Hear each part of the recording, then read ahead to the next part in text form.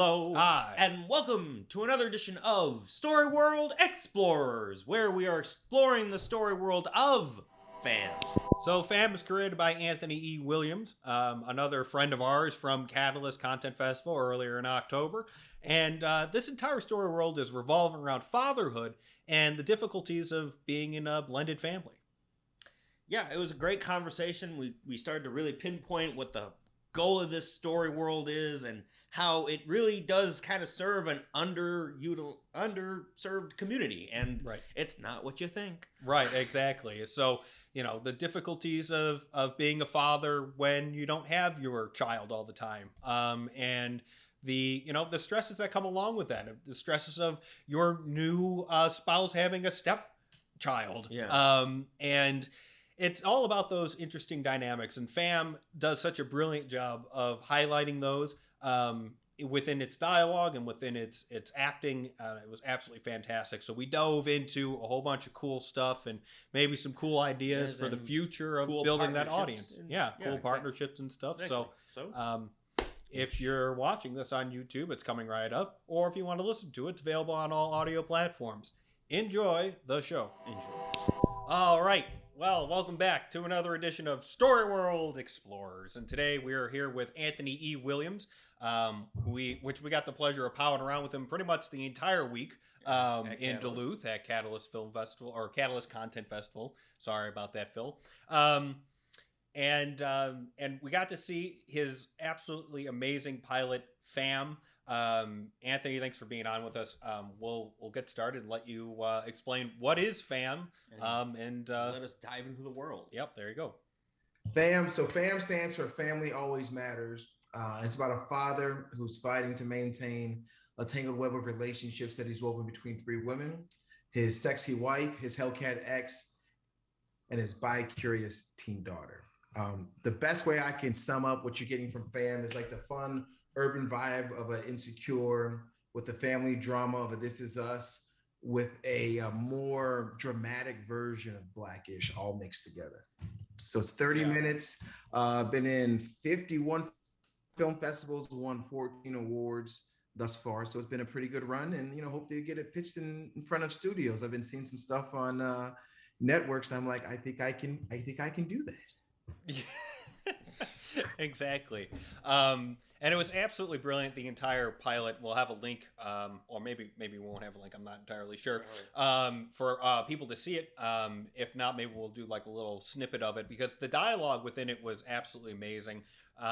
The conversation, and not to go too far into exactly what had happened during the entire thing, but it's a funny drama.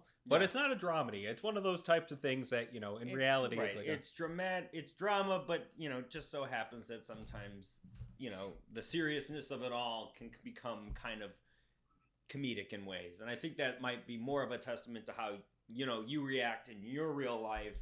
And, I know a lot of people where it's like things are really serious, and yet all of a sudden people can't help but laugh. And it's like, well, it is serious, but I understand where the comedy can come in. Right, exactly.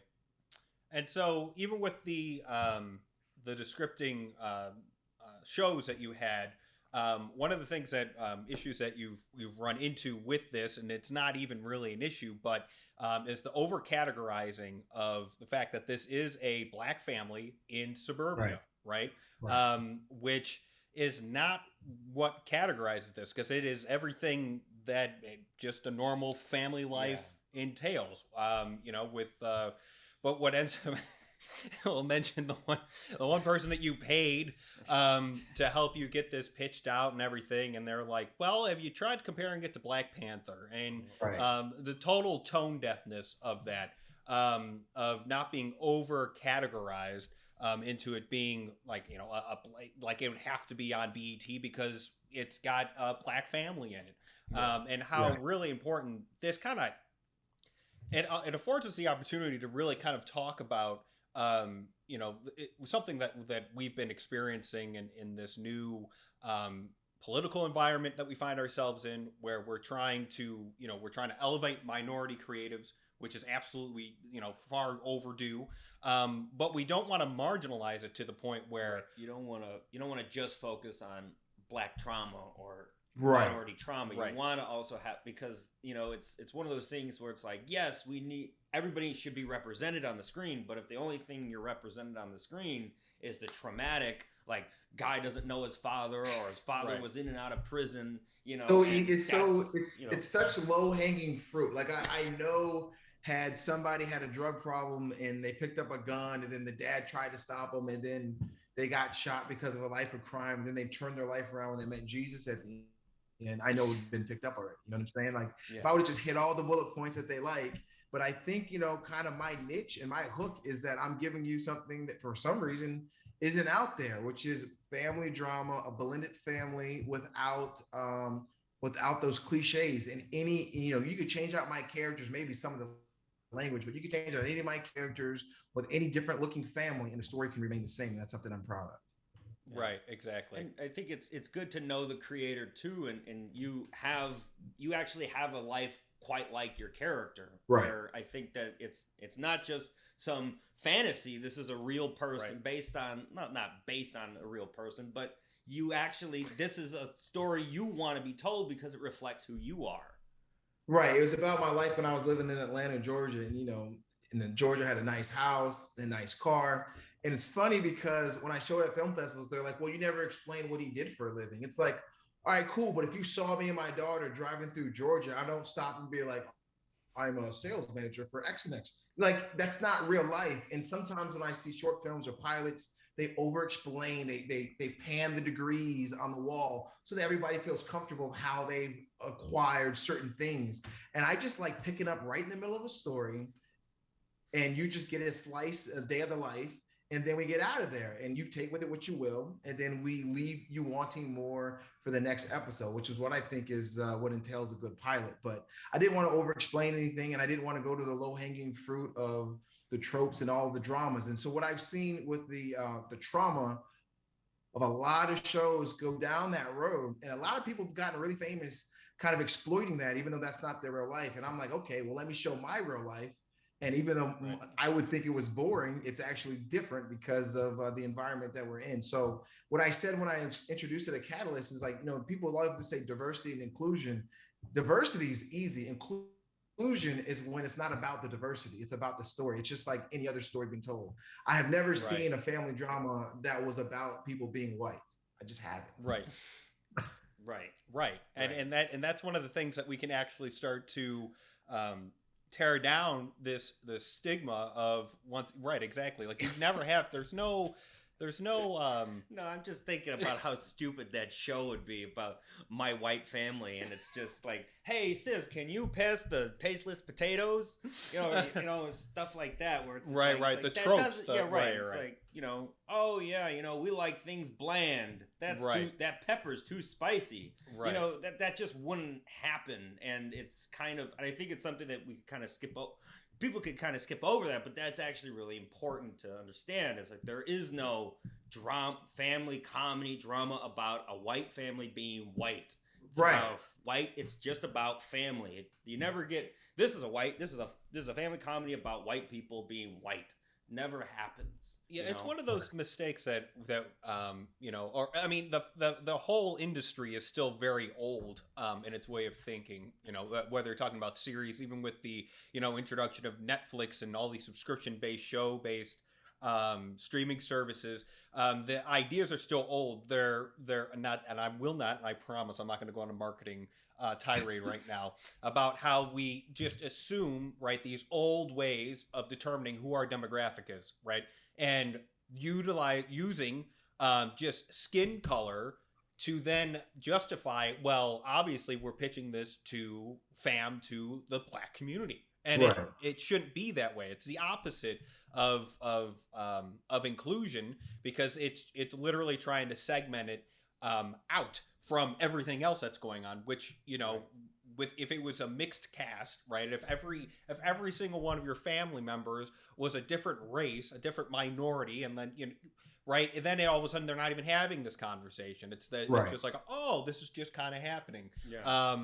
And I was just thinking about and I should have looked it up, and I was going to, but then I got sidetracked, of the guy who said that the opposite of love isn't hate, it's indifference. The opposite of excluding is not segmenting so that everybody has their own piece of the pie. It's allowing everything just to be what it is. That's the opposite of it. And I feel through conversation we can really get that message across, that we shouldn't be doing what's happening to FAM, where you're paying money from a person and they're comparing it to Black Panther simply because of the Black community gravitated towards it. It's ridiculous. Yeah. It doesn't even make any sense. Like that, it's a superhero, man. Like, unless you come out as being, Batman or something, The Georgia, I was going to call him the Georgia Peach, but I think that would be a different superhero. Yeah. That would be more of a strip club guy. But, like, there's just no way that works. Yeah, my goal was to look at it like, any family, everyone has parents, everyone has their own experiences, and you can hopefully pick a character and see yourself in one of those characters. And one of the things that why I submitted to so many film festivals is of the 52, I mean, it's right down like 26, 26 and 26. So it's like 50-50 between traditional film festivals and those focused on the African-American community. And so my awards are the same. They're 7 and 7 right down the middle. So the last award we had was at Series Fest, never to be misconstrued as an African-American film festival. Nothing against them. I'm just saying no one thinks that. So sure. When I sit down and pitch it and I'm talking to people about it, it's like, you can't really tell me anything because I road tested it. And that's one of the things I like about the festival circuit. And for those people who do festivals out there and think you got to know somebody, I knew no one at all. And I got into 52. So if you have the right content, you can find a home for it. Now, I did submit some places multiple times, but yeah. Well, if you're as charming as Anthony and as talented as Anthony, you can get this done. However, we did hear that you can't really write properly, so that's another knock on you. You can't see my spelling on screen. That's why I went ahead and shot it. Exactly. And so, like, when we were doing our pre-conversation, we were talking about the world that FAM lives in, and we were going back and forth as to, like, well, how much do we really want to focus on, this weird world that we live in where FAM is considered a Black-only series pilot from some of these experts that that you've talked to and from the festival circuit and everything, or do we want to just completely, because it doesn't even matter. Like, if we didn't even bring it up, nobody would even know that FAM was predominantly Black cast. Nobody would know. Right. So does that, we went back and forth of whether or not to talk about that as a part of the world, and a part of this kind of impact, because we got to think that, we know for a fact that the tropes that you see on TV about, once again, the young man that gets into drugs and then doesn't know his father and all that other stuff. We know those stories are a lot less than the stories of just people just living. Like, we know that there are definitely more stories like that. And we tend to focus on the minority of stories, because those are the juiciest ones, or those are the ones that we like to stereotype as being more common. And, it's one of those things where it's like every creator has always been like, oh, well, you gotta get the most conflict. Conflict is the best. Like, what's the easiest conflict you could do? And obviously it's a disjointed family where there's actually a lot of societal pressures, right, and like family pressures. So be that an absentee father, or some drug problem, that's super that's easy to create conflict there. But then again, you look at the other way, and it's just as easy to create conflict in a family. You know what I mean? With all those pieces still there. Right, and that's the universal theme. Not everybody's parents are married. Not everybody's parents, not everybody gets to see their parents growing up every single day, which is what I was trying to show there. So when it's father-daughter time, it's special, and things get talked about because it's a different environment for my child. Also, one of the things that a lot of people don't pick up on that is really touching to me, that I was trying to convey, is the drama and probably the heart-wrenching point of handing off a child to somebody that you no longer deal with. So most precious person in this world, you give it to somebody that you really wouldn't talk to anymore had you not had this child together. And so it's like such a juxtaposition between all this love and this person I don't want to say one word to, and here's my most precious commodity. And so I was trying to show that. But one way she got dropped off, she just came in the house. But in the end, he had to hand his daughter back over to the mother. And I mean, it doesn't matter what color your skin is. That's a bad time. You know what I'm saying? Yeah. It's never complete. And then him being, the main character being remarried or in a new marriage, and then having to have the ex at the house. It's like, I don't care what color you are. That's awkward. Right. Yeah. And I really started thinking about writing this when I started meeting a lot of people when I worked at GE and PepsiCo and all these big companies. And these guys would be like, oh yeah, I have the kids this weekend because of my ex from a previous relationship. She's going to be in town. I'm going to take the kids. And no one said anything. It wasn't ghetto. No one made baby mama jokes about child support. It was no big deal. And I'm like, well, I can write my story and it doesn't have to be with all these tropes that I see on television. And I think, when I go to these festivals, they're like, oh, why didn't the mom want him for his money? I'm like, because that's not my story, and that's why it's important to tell a real story so that nobody can like poke holes in it, because it's like, these are real people. This is a real situation. Yeah, right. This has legitimately happened, right? And so what I was saying was that we talked about really honing in on that, and then we talked about the idea that what you just kind of went into is that this is not more common than it isn't. I mean, if 50% of marriages all end in divorce and only half of those had children, well, then you got a lot of people that only see their mom or their dad on the weekends, right? Right. Not every divorce happens because both the parents can't support each other. Like, not every divorced couple appeared on Maury, Right. There's a lot of divorced people that are successful, and that might be the reason why it doesn't quite work. Right. And so we were talking about focusing more when we were talking about like this new types of content and everything that we could do to help get FAM in front of these people and change this narrative, because this is a narrative that but at the end of the day, right, what we end up having here, I'm putting P's in weird words, happening. What we end up having, thank you. Okay.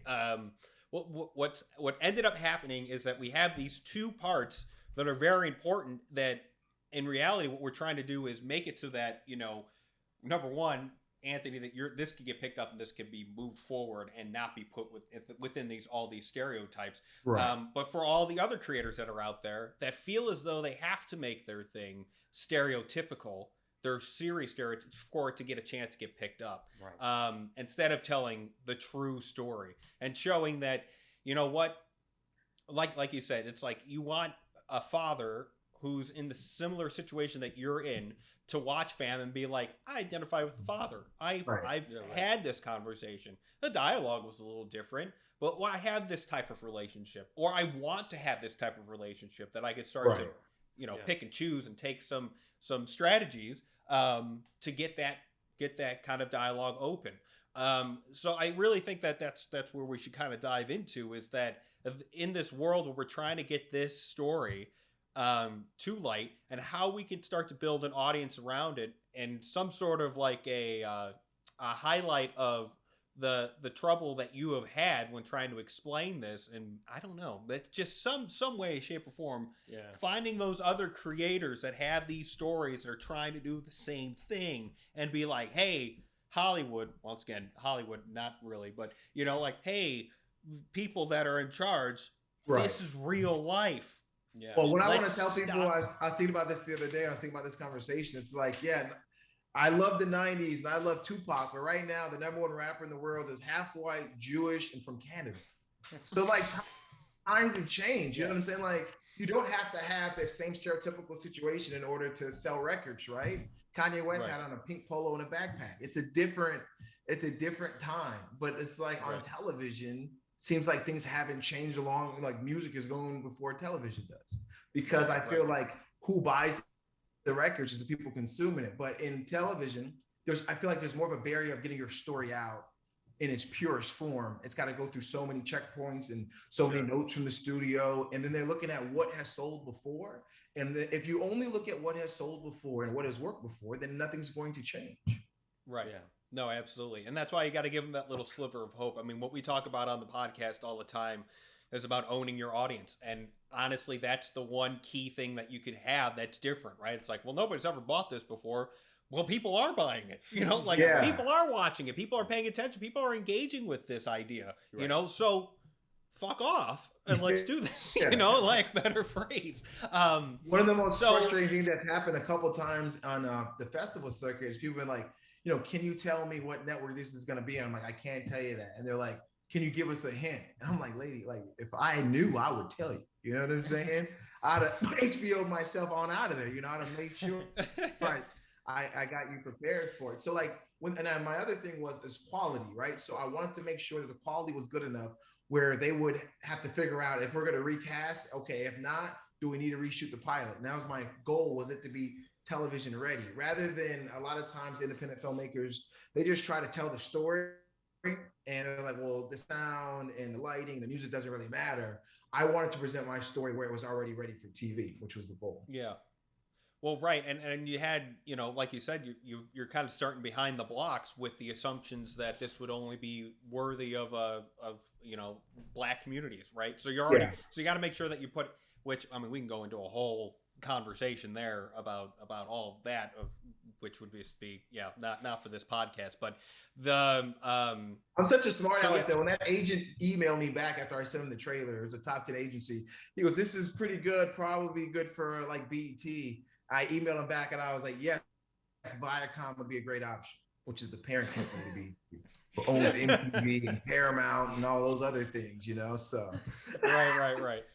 Yeah, absolutely. Right. Yeah. I was watching Yellowstone the other night and I'm like, yeah, it's Viacom. So, okay. Yeah, Paramount Plus, dude. That's where you're putting this. Yeah, right. Exactly. I'm trying to think, and part of the podcast too is to try to come up with other content that can support this, so that we can help you build that audience, so that when you go to that agent and say, yeah, Viacom is a good idea. I like Viacom. Time Warner is also, a good option for me. It's kind of like, where do you see, where are other stories like this that you could see living in different mediums? Like, do you think there is a possibility for I go to a podcast because it's just so low impact, easy to create. Right. But what other types of stories? Realize on this podcast, do we say low impact a lot? And we're talking about financial and time impact. Yeah. Not impact on the audience, but high impact, low cost. Right. Something like that. And so I'm trying to think and what are some of your ideas in that capacity? Where do you want to drive it? Because I think that's kind of where we're kind of on this fence. Is like, do we want to talk about it being a Black family? I just kind of one of the things that I want to focus on is the fatherhood and the complexities of it. Right. And that a lot of times you don't see things from the father's perspective. You'll see the kid's perspective, which everyone loves, or the mom's perspective. But from the absolute dad's perspective, normally when the dad's perspective is in it, think about Breaking Bad or other movies where the dad is the lead. The kids barely have any lines.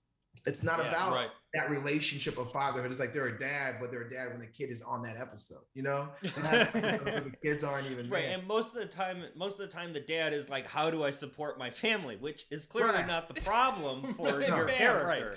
Right. And Frank clapped his hands, and I think we had the same idea. So I clapped my hands because I did. Well, okay, let Anthony finish. Yeah. Let's go ahead. Sorry. All right, but one of the things that about the show that I like though is when the daughter comes out and starts to talk about her sexuality, and the father's basically has no idea how to react to it. And then I think there's just a lot to be said about stories about people coming out. And if people heard more stories about coming out and then their kids came out 3 years later, they would probably have a different reaction, knowing how it impacted people in the LGBT community for years and years. And one of the things that I thought about when the daughter has the conversation, I'm writing it, is all of the conversations I've had with my LGBTQ friends, and they always go back to that one day. And they said this, and there's no undoing it. They can get back together and get along with their parents, but whatever they said that day is in stone. If one said, "Oh, I love you no matter what," that parent could never do wrong. If one's like, "You're going to go to hell," that's how they feel about that parent from then on. And it's very hard to overcome it. So, and you remember from the show, like he was making jokes. He just didn't want to say the wrong thing. He wanted to be supportive, but he didn't want to mess up because there's no coming back from that. And I think when we talk about expanding the world or podcasts and stuff like that, I could see like I don't want to say after school special, but like a show, a montage show of people coming out and how those stories are reflected in different storytelling with different characters and different races, like you said, and just, how those stories unfold. I don't know how this didn't click when we were in a pre-conversation. I don't think we mentioned the father aspect. I don't know why that didn't click before. Yeah. Okay, so here's a great place to start. And I'm excited and I clap my hands because it finally clicked in my head. So you just mentioned a demographic that we know for a fact that's growing, right? We know that fathers that don't know how to father, first-time fathers, all this stuff, right? They convene and they talk about this stuff, right? And we know a nonprofit here in Chicago called Fathering Together. We actually did some work for them in the past. It's a Facebook group where they legitimately just talk about being fathers, right? That's a perfect audience right there. And that's a perfect combo because there it is right there, because it gets down to the root of what F.A.M is. And there's not a person on the planet, not a producer, not an agent, not a hired consultant, which don't hire any more consultants. I'm really down on consultants. Seriously, guys. Like, I don't know who's paying for consulting, but like, if they're not doing anything, what are you paying them for? Move that dot over there. It looks better. But they're already having these conversations. And I think that if we were to go and talk to these guys, if we were to go and talk to Brian Anderson, who's the founder of Fathering Together, and they may not see themselves in entertainment often for the exact reason you just said, how a parent is a parent only when the child's on screen. And they only have like a couple of lines and they kind of run away. It's never about that dynamic. And even if we're thinking about like 90s sitcoms with children, or it was always very much like the relationship. Maybe it was like, it had a little problem one episode, but it was always resolved at the end. There was never anything long term that ever went on. I immediately went to the Fresh Prince of Bel-Air, though, of course, when Will Smith didn't understand why his dad didn't want him, which was, of course, was a heart-wrenching episode. But outside of that, I mean, it really wasn't about that dynamic between. So you're saying in Fresh Prince they had a trope? Yeah, right. Yeah, they did. They Yeah, they did. Trope. Yeah, they had did. it. Yeah, they did. Walked right into that one. It was a great episode. It was a great heart-wrenching episode. Heart-wreshing. Well, of course his dad doesn't want him. Look at this. Yeah. Right. We got all this money and a mansion and Judge, and here comes. You looked at that episode one way. Me and my family were like, oh shit, here we go. Yeah, here we go. Well, this is the problem, Anthony. This is what we're trying to figure out how we're going to get down and solve it. No, but that was a great thing. That was probably the best acting Will had done to that date. And, nobody can ever forget that episode. So no, that was great. But I mean, I also struggle with the fact that when you do see affluent African American families on television, it's a comedy. It's ha funny. And not everything is necessarily a joke, So that's why I say a more dramatic version of Blackish. You know what I'm saying? Like, what if the Cosby Show was a drama? What if I hate to say Cosby Show now because of everything, but what if Bill had a child from a previous relationship? That would have been a totally different show, and that child had to come visit, and Claire had to tuck that child in at night, and then her mom comes to pick her up. Now that's a different Cosby Show, right? All we did was add one element, and now it's not so funny anymore. Right, exactly. And that I think that's why that's such a great place to start, and to get those fathers, on your side. I mean, we're seeing more and more non-traditional relationship things, right, where people are, like it's two parents, but in reality maybe they're not living together, maybe they are living, maybe they're not married, all this kind of stuff that's happening. And that's happening across the board, that every man who becomes a father has the same questions. And to your point with the whole coming out, if are they going to be straight? Are they going to be gay? Are they going to be bi? What is this? Are they going to be, if they're going to want to change sexes? Like, what could possibly happen? And the great part about it is that there is just a wealth of information of guys that went through it, and there's the same amount of guys that haven't gone through it yet or about to go through it.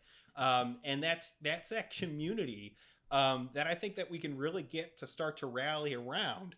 F.A.M, just as a base. And I think that's a really good place to kind of start talking about what other types of stuff can we do with that specific community to get them to rally around F.A.M, right? So that when you go and you talk to an agent, not a writing agent, but you know, He's just gonna keep I'm giving gonna you keep shit. He's gonna keep giving you shit for that. bam. If you're just listening, I did some uppercuts. Yeah. I'm sure I would have missed. So you know, like what kind of stuff can we do to start to activate that audience so that we can prove to these producers that the audience isn't just the Black community, and it's not just Black fathers. It's fathers and fathers with children and children that are coming out to their fathers. Right. You know, there you go. Yeah, that's what I'm saying. I think having more real stories about that, or I don't know if they have conventions for things like that, they should. You know, it's like I feel like moms get together and talk about, you know, the kids are part of the LGBT community a lot, and dads get real quiet about it. And then one of the things I've learned about men is like, we're always okay with our friends' kids being gay, 100%. Nobody has a problem with that. It's when your kid comes to you and you get blindsided. Now it's a little bit different. And that's why I was trying to show, like, you know, yeah, Trey's a cool guy, but he wasn't ready for that conversation. He did the best he could, you know what I'm saying? But he definitely was ill prepared, which I think most parents are. And you could do damage because you're not prepared, you know? Yeah, absolutely. And that's why the fathering together, that'll be an introduction that we make after the conclusion of this podcast. For you to talk to Brian, because Brian is just an absolute rock star. I mean, they had gotten really lucky with a Facebook group that Facebook picked up that fathering together and posted, and then it just swelled with interest, which is fantastic. And like you're saying, and you're saying like a convention of some sort, I'm sure that's on the horizon to get this going. And if there was some sort of partnership between fathering together and F.A.M, once F.A.M gets really going, then there you go. You know, you already have that.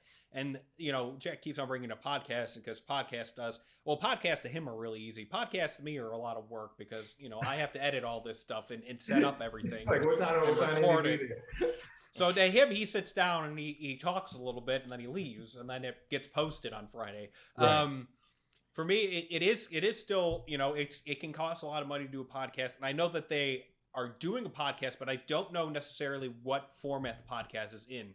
And today I was listening to 2 dance podcasts, off topic, doesn't matter why I was listening to dance podcasts, but I was, and every single one of them was always about, well, kind of like what we used to do, where it's like, tell us, where did the inspiration of F.A.M come from? And it's like, nobody cares. I don't care. Right. Anybody who's listening to this right now isn't going to sit there and wonder what Anthony's credentials are in making a series. It's not really about that. We're talking about the story. And so I'm wondering if a podcast that's focused more on reliving that experience or projecting as to what that experience would be if your child were to come out to you and having an open dialogue as to what you would say, or probably starting off talking with people that have gone through it, but even kind of like a round circle type thing where you have some on one side, some on the other side, some that are a little suspicious, thinking that their child isn't willing to come out to them, and they're, you know, and having that kind of dialogue back and forth can really be a great foundation to start getting people, you know, I mean, it's so crazy because it really is something that needs to happen, and there needs to be a resource out there for that conversation to happen, for people to listen and get some information and understand that they're not alone in their feelings of not knowing what to do as a dad. And the other thing that I want to touch on was, you know, and I don't want to be an advocate for people breaking up, but I just remember when my father came to me, it was like, listen, this relationship is terrible. Like, this is a horrible relationship. Like, you gotta get out of this. And I was like, but I have a daughter. And he's like, there's no way you're being a good dad to your daughter when you're literally seeing police and being beat up, you know, like this doesn't go together. And I can honestly say, right when we parted ways, me and her mother, I was so much more of a father because there's nothing else to concentrate on, right? There's nothing else to fight for. I shouldn't have to fight for this. As long as I could see my daughter, I could be a full-time dad and do everything I can as a father. And I think that the old American tradition is, well, I'm going to stay in this horrible relationship because I'm going to stay for the kids. And what happens is when the kids turn 20, they're like, man, I wish you guys would have got a divorce when I was 3. And I could have just had 2 healthy parents instead of seeing you two fight just so I could stay, in the same household. And so that's another thing I want to show is that, you can have two healthy relationships even if you part ways. Because at that time, it was a lot of people was like, no, you have to stay with her because of the child. And I was like, I don't think I'm going to be around either way. I don't know if I'm going to survive.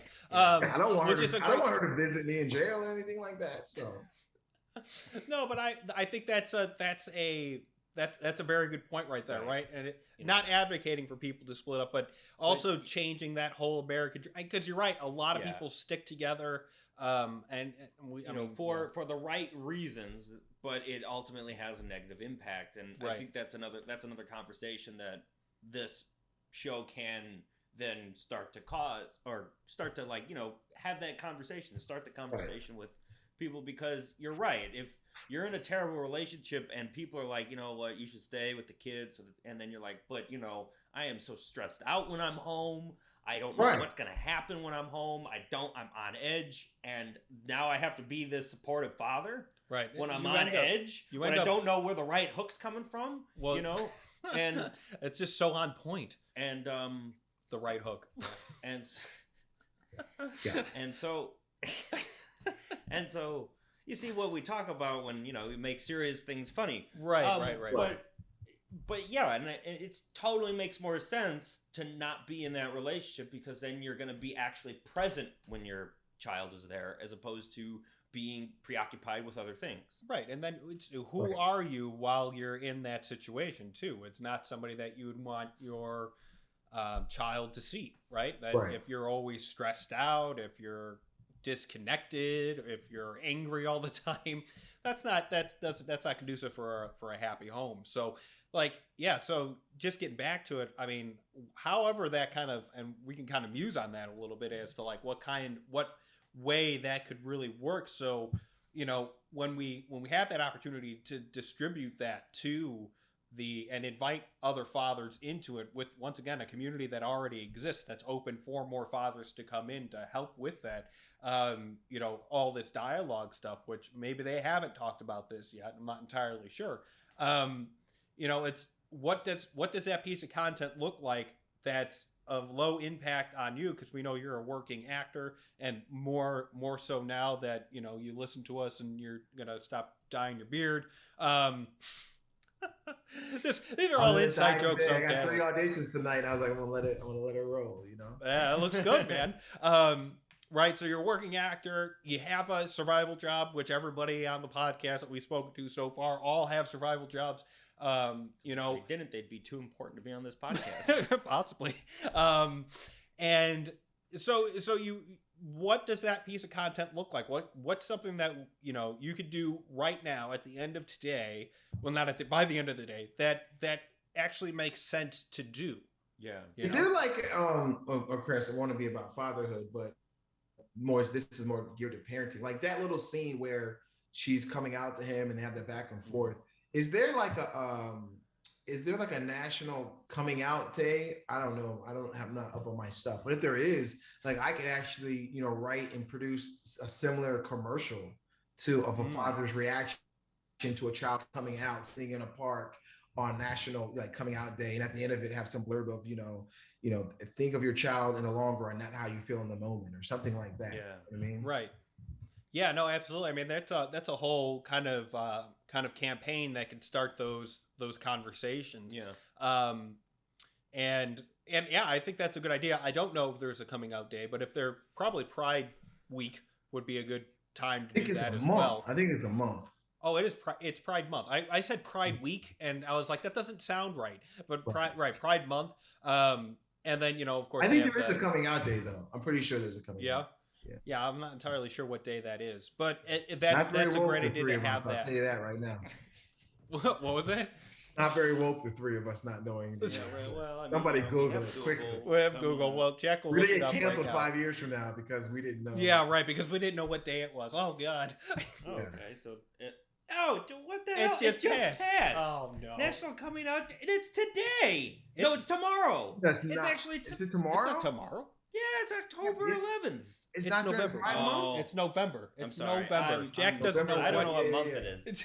So it just passed. It just passed. So, but like I understand like National Coming Out Day, and it's a lot for the LGBTQ community to feel comfortable and all of that, and I get that. But what I'm saying is there's another slant of for the parents of those that will be coming out, how are you going to react in a commercial or a PSA for parents of kids during National Coming Out Day or Pride Month, and how to react and stuff like that. I've never seen anything geared towards the parent and how to deal with it. I've always seen, everyone knows the right answer is, oh, you accept it, but never seen like the PSA about the father or about the parents and how they can to deal with it.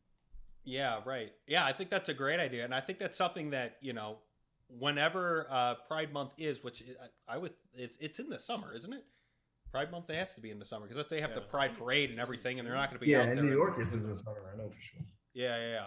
And so, you have a lot of opportunities to kind of probe these conversations and to, get people together and build that audience, build that community, right?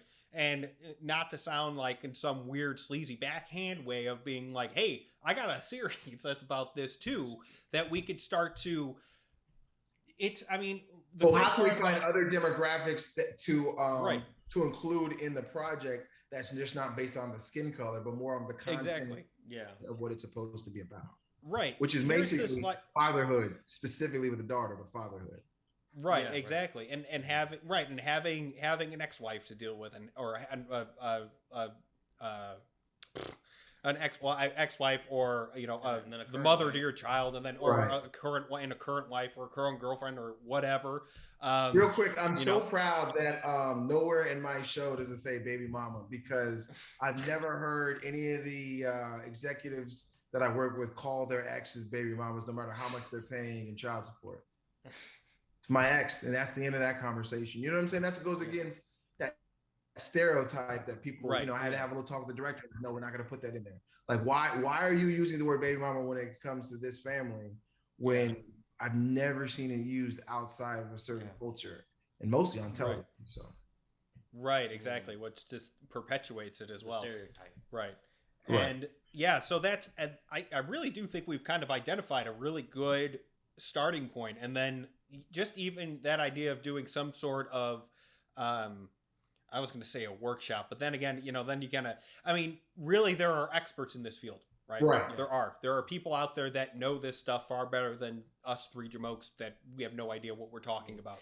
Anthony far more than us. Jack and I, as far as we know, we don't have any children. You just got clumped in as jamokes because you're talking to us. Yeah, right. You should know that. There are experts in this field that are doing great work and doing great research into the psychology behind all of this stuff, and into how to approach these conversations and how to just live in the life of the current situation. And just going back to what we were talking about with Fathering Together and what that nonprofit was doing, and it's one of the reasons why it caught fire was because it was underserved. It was underserved. And they were trying to serve the exact, they basically said Fathering Together is more about fathers with daughters than with, just in general. It's also about fathers, but they're trying to focus on fathers with daughters because that is it's an odd dynamic where it's like you're supposed to be kind of this strong, what they want to be in, a provider, and then you're also supposed to be able to communicate emotions with them, and that it tends to be very difficult for men to gauge that happy medium, because when the boy, if they fall down, you're like, dust yourself off and get back out there, son. You don't have a concussion, your ear's just bleeding, you know. Whereas the daughter, it's totally different, and it's either you smother them and you baby them, or you're too distant, and then they become a stripper, so there's a lot of, and so that is a very, and I think that you focusing FAM on that father-daughter relationship, and it is really it's about a father and his daughter, and not just when she's in the episode, but he's always the father, and a lot of his decisions are based on this relationship, and not trying to provide for his family so that his daughter could go to college. I think that's a really good focal point for you to build other things about, other content around. And so what I was going to say too was, like there are all these experts that are doing this stuff. So even just finding a way to make that publicly available of like a, I don't know, like I said workshop, but because this may not be more of a workshop thing, but just someplace to have people come and be able to ask these questions to these individuals, all the while, on the side of the side of transmedia and entertainment, is that you're trying to discover where these audiences are and invite them to experience your own story, to get them excited about, hey, you know what? You got to let me know when the next thing's coming out. You got to let me know when you have episode 2. And because what we're trying to do, and it doesn't have to be, I mean, it would be great if it was, F.A.M branded the entire time. But it doesn't have to be, because it really is just gathering people, a list of names, engagement statistics over certain things that you're posting, or who showed up and what people were talking about, to show that this is something that needs to be talked about, and that this is what F.A.M is really about. It's about this father-daughter relationship from a previous relationship that the daughter's, and now he's with. This is something that's happening. It is not just a Black community thing. This is happening, like you said, with all the executives. Most of them have that problem, and it more or less is because of a high pressure. high pressure, maybe, and then you could also kind of help it to the fact that in most of the movies, that high pressure career focused dad is always the I'll buy you a pony next year. Don't worry about it. Exactly. Daddy's got to make deals and play golf. Right. Maybe that could also be a link into that kind of relationship. Be like, these people are doing it for the right reasons most of the time. Right. And like what you said, sometimes it wasn't the fact that, the secretary caught the guy's eye. It was the fact that, the relationship really wasn't working, and it was more beneficial to break it off than it was to keep in it. Right. Yeah. And the other thing that about the fatherhood thing that's tough, and someone at Cadillac, they were actually on the jury. They had a podcast of their own as well, and they mentioned to me. They said, "Who comes first, the daughter or the wife?" And I was like, "I'm of course the daughter," Mm-hmm. And they're like, "Well, how does your wife feel about that?" And I'm like, I mean, it is what it is. You know what I'm saying? Like, I don't really care. So, like, that's the other thing I think is different, because you hear all these things about marriage, and people have this whole vision of a perfect marriage. But if you have a child, the day you get married, you gotta look the person in the eye, like, you will always be number 2. Yeah. That's all I can offer you. You're going to be number 2. And if you don't do that, now you're giving up parts of fatherhood that are sacred. And that's tough. That's tough to have a new relationship and saying, hey, you're not going to be number 1. And a lot of people don't want to deal with it. Or a lot of people don't want to have that conversation. You know what I'm saying? So that's another different thing. It's tough. And I think that's like, there's almost that mutual thing when it's both of your child. Like, was like, clearly we're second to each other now because it's her. But when you're trying to date someone new, and you're basically saying, you're the only one. No, actually, I have a daughter. Totally first. You're second. But what ended up happening is that you just identified yet another demographic that is kind of underserved in this respect, is that people with stepchildren in general, right? So here's your wife now that it's dealing with that on a pretty consistent basis of being a number 2, right? And once again, like, this whole like different types of like levels of you're number 1, oh, you're number 2, oh, you're number 3, like all that stuff. I mean, really, it's pretty blended with each other, unless in a do or die situation, then all of a sudden those numbers kind of mean something. But in reality, it doesn't mean that you have to accept, as if you were dating somebody with a child and then they become your stepchild, that that there is that dynamic, right? There's the feeling, I mean, even just going off of F.A.M in the pilot, of the feeling of like, I don't even want to talk to this woman. Yeah. This woman, whoever she is, basic bitch, right? Which was said often throughout that pilot, just so basic. So she's calling the wife basic, not the ex. So I just want to make sure that's clear. They're calling the wife basic, not the ex.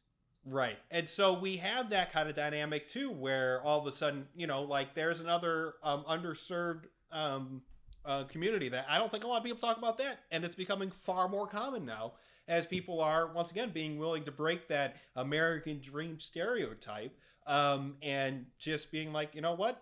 this isn't working out. We'll be happier apart. Everybody's going to be happy. Everybody gets attention. We're all good, you know?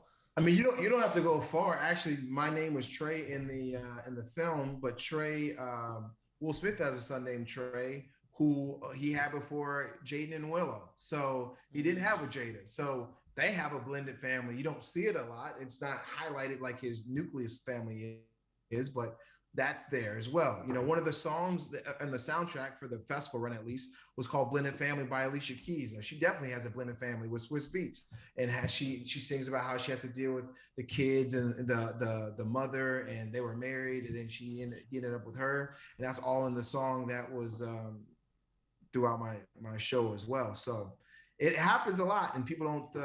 And I always wonder, like, about like Trey, like, how does that feel to see this perfect looking family here, knowing that, you know, that's your dad too, you know, and that's tough as well, to move on with another family and still keep all your fatherly duties to your firstborn. So here we have identified 3 fantastic segmented That's right. audiences here. We went from nothing to 3. Yeah, right, exactly. Hey, that's what the conversation's about. That's why we allow it to roll through. Yeah. You have the fathers that are dealing with, you know, being separated from their daughters because of a relationship that went sour, and they're co-parenting. I mean, you also just have the general fathers with daughters, right? And then you have, I'm lumping those people in together, because in reality, every father that has a daughter and is still in a relationship could potentially be in that situation. Right. It's very possible, right? Not wishing that on anybody, but, you know, that could kind of sounds potentially. Well, you know, Anthony was just previously, he was advocating for people to break up if they're married. If it's not working, I think it's best for the kid to love them separately. I mean, I really do believe that. If it's not working. No, absolutely. Absolutely. We're just joking around. And then you have the all the parents out there with stepchildren and that dynamic, and how to connect with your stepchild when there is some animosity. That is touchy. That's a touchy situation right there. Like, how to connect. It's whew. Yeah. Well, just saying, in F.A.M, it came across very legitimate. Like, as I was watching it, I'm like, I'm pretty sure that's how that usually goes. It just feels like that's how that would usually go. So you have these 3 audiences that in reality can make a very strong pitch to any executive going like, I really liked F.A.M, but unfortunately I don't only serve the Black community, right? Or I don't have access to that. It's not about that, though. Right. And what we could do is, if we find these different ways to attack, whether that's through the podcast of having these joint sessions, but once again, going to connect you with Brian Anderson, Fathering Together, so you can kind of jump in there and see what they're doing in some way that you can kind of piggyback off those efforts already, and join that community and start to develop all those audiences. But even trying to find people in the step, you know, like with stepchildren too, which I don't know if that's something that Brian focuses on, but it might be something that you guys can jointly do together as well. Trying to figure out a different way there. Exactly. And in any way, shape, or form that content can exist. And if we're talking about the commercial idea for Coming Out Day, or the, personally, for me, like the commercial idea, right? We don't want one and done. So that just doesn't serve anybody's purpose, right? You can get all this interaction, and then all of a sudden it's gone, it's done. So you'd want some way that we can be able to continually do that and advocate for that, and start. So those could be like little promos for, like I said, like that workshop idea where you have an expert that's just like, ask me anything. And we can have an open, honest conversation, all the way down to having people that went through it to people that haven't gone through it, talking about it back and forth, which would be an amazing resource for fathers that are going through this. And all the while, you're being able to develop and show actual data points, actual audience members that are looking forward to seeing themselves on the screen and seeing their lives. This is real life, and we know that this is happening. So yeah, I'm excited. I mean, sounds like we told you before. I mean, that significantly changed my pitch. I'll tell you that right now. Yeah, I think it's a great way of pitching. Well, you know what? We were right with the beard thing. All of a sudden, we're gonna find out that F.A.M. I did book my first recurring role after you guys told me to stop dyeing my beard. Thank you. So that's the thing. Hey, well, Hey, well, you know what? I hope that in the next 2 weeks, your pitch is like, I got a meeting at HBO. oh, Here we I'll go. lose my shit, Anthony. I'll lose my shit. We'll meet you. They said they love the idea of the father. Oh, I had him on the hook, and I was really. They didn't even ask if the family was black. Yeah, They didn't even care. I don't even know they know now. Yeah. Oh, right. We'll fly out. Hey, if they'll fly out to LA or wherever right. HBO Don't worry, station. yeah. I'm sure it's in LA. Yeah, probably. Yeah. We'll fly out there with you, and we'll have a mimosa. There you go. That's Anthony's favorite drink, by the way. I'm assuming. Actually, this is going to be the first time where your pitch in the beginning might be different by the end of it. Right? Oh, Yeah, that's that true, might right? be Because we usually end off with you. End up with your best pitch for FAM. Right, exactly. You know, Wow. So given the conversation that we just had, you know. Yeah. You want my best pitch? Yeah, invite us into this world, so we want to stay in there. So FAM is a story that really centers around fatherhood, and it really goes deep into a father in a blended family, his relationship with his daughter, and how he keeps all of his priorities in order with his new family, his ex, and his daughter during a very special day when she shares with him that she's having questions about her sexuality. It's about his reaction to that, and basically, you know, how he can be the best dad possible while trying to keep everyone else in the family happy, including his ex-girlfriend and the mother of his child and his new wife. There you go. Right, cool. See, now that's like, okay, all right, cool. Tell me more. And the fact that there's such a huge audience for it too now. Right. It's such a huge audience that is not segmented by skin color. It is. Right. Like even like when we did that thing with the fathering together, every father that came in was of all shades, shapes, and sizes and ages. They're all like the biggest spectrum.